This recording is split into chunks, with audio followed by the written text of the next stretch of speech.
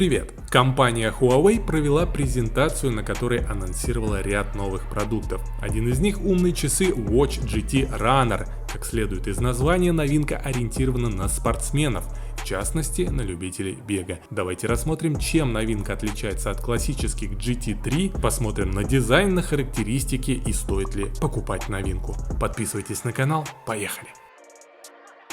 Корпус изготовлен из высокопрочного композитного сплава, безель керамический, вес часов 38,5 грамм.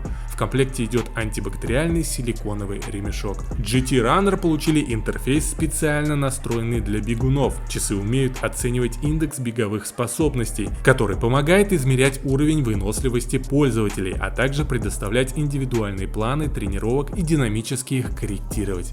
Watch GT Runner оснащены 1,43-дюймовым сенсорным AMOLED-экраном круглой формы. Устройство работает на Harmony OS 2, который поддерживает загрузку сторонних приложений.